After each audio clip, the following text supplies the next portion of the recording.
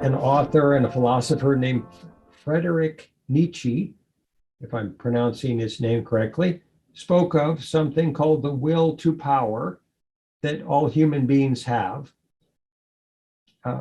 A desire for ascendancy characteristics, or having control over others, or having higher status than others, or more power than others. And that in the tribal dynamic of humanity, that's a constant, has been a constant. And that will to power is part of what creates climate change, because we want more.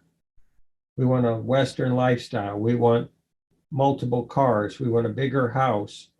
We want better food. We want more technology.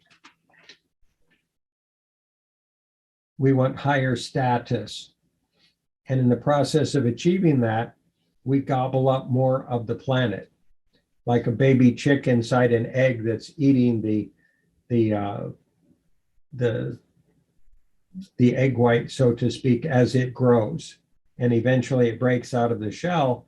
That said, if we eat up the whole world in order to arrive at collective consciousness, and then we don't have a world to live in, and we don't have a technology that would support us in that lifeless world, that wouldn't necessarily be a good developmental trajectory for our species. So tribal egos have a will to power too. Nations have a will to power. Russia wants to achieve power. The UK wants to achieve power. The United States wants to achieve power. Every nation wants to have more power than it has in the past, and more higher status, better, a better quality of living, etc.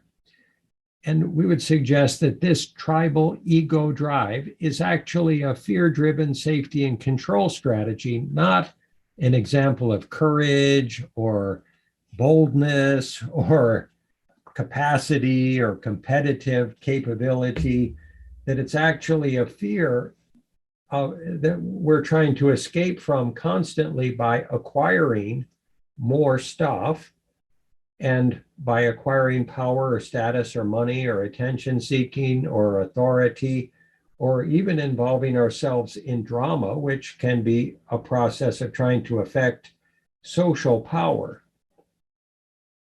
So this dynamic of power seeking is so unconscious, and it's become an addiction to our species, that if we don't become aware of it in a conversation such as this, how are we going to choose to do otherwise?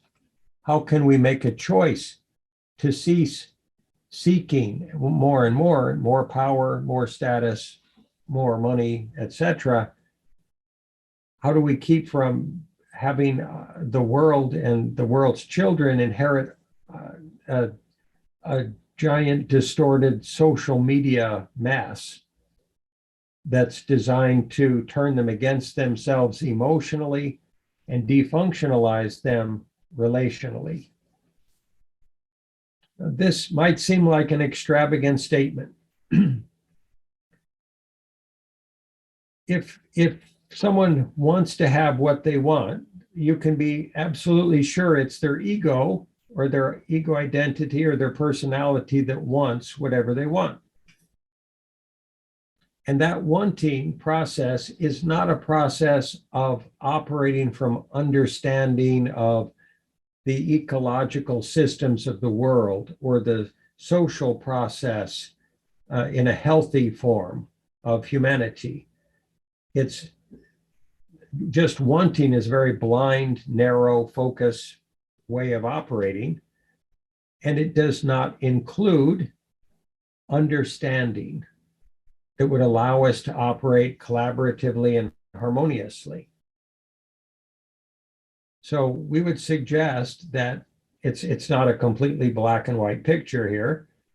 And we would suggest that we can shift from the process of wanting things our way and wanting to have what we want as an end unto themselves into operating from conscious, discerning understanding.